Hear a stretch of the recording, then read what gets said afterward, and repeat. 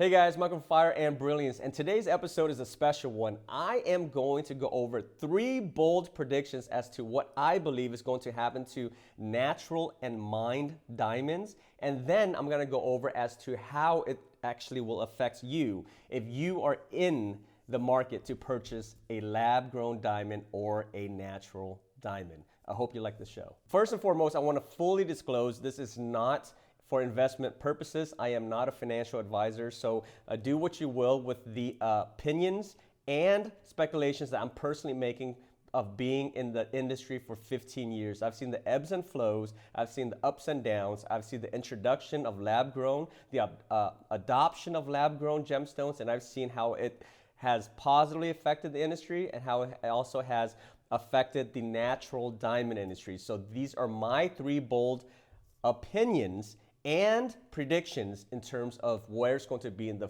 future years. Number 1, natural diamond prices will begin to fall on the average diamond. What do I mean by that? When you purchase a natural diamond, it's based on the 4 C's: the cut, color, clarity, and carat weight.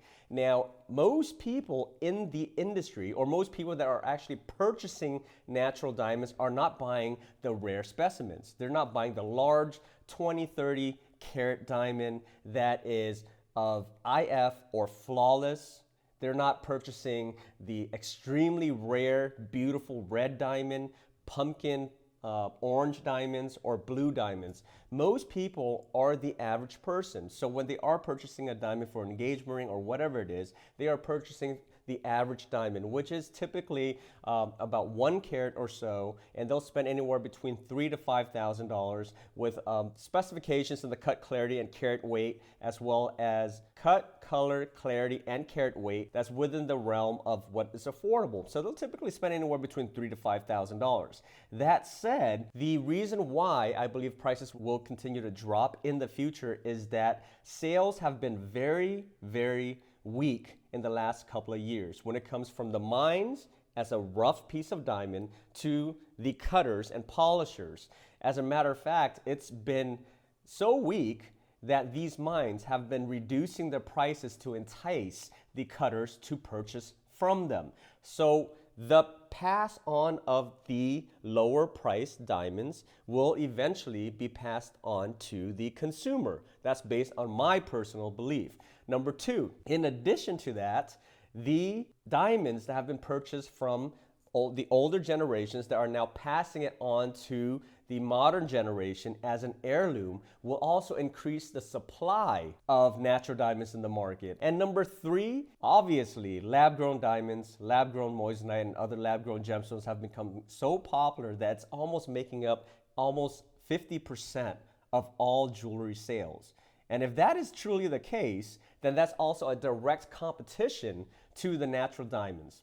So if all of the supply is starting to build up through heirloom jewelry that's being passed down, if all of this supply is starting to build up because these mines can't sell the natural diamonds for the current prices that they want to sell it at, and they have to actually start getting rid of it and selling it for less, all of that basically pressure and all of that is going to bring down the market prices in the future based on my personal and professional opinion. Number 2, another bold prediction that I'm making is that the traditional jeweler, which is the brick and mortar or even online jewelers that only want to sell natural gemstones and not lab-grown gemstones, will start to consolidate.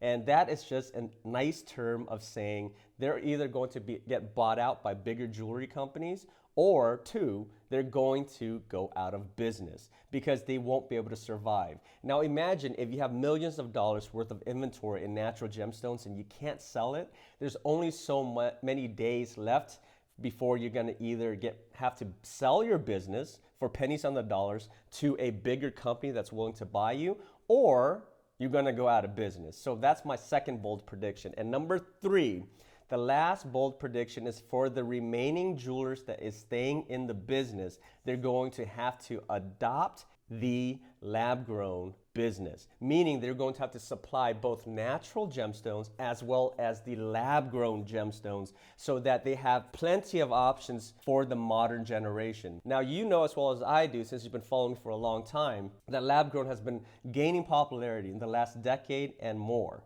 And every day it's getting more and more and more popular for various reasons. But with that said, if the modern or the traditional jewelry company that only sells natural gemstones do not adopt, then they'll be consolidated. And on top of that, I'm not sure if they're going to be able to absorb all of the price drops in the natural diamond business.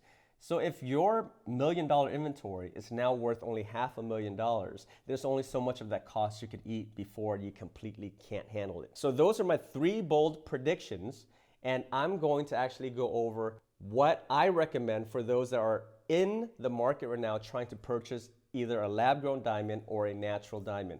First and foremost, this is something I always recommend. Make sure you do your own research. Don't listen to a random guy on YouTube talking to you right now. Do your own research and validate whether or not what I'm saying is true, right?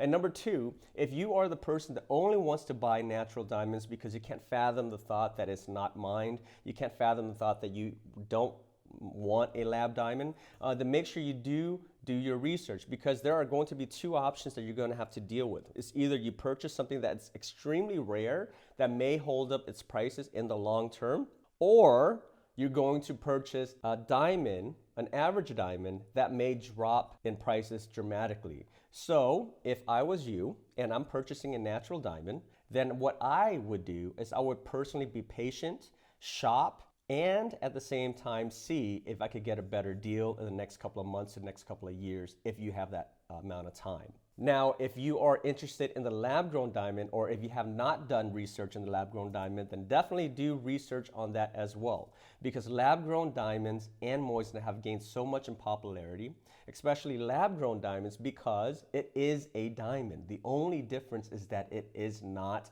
mined. It is not natural. It is 100% diamond. It's even tests as a diamond.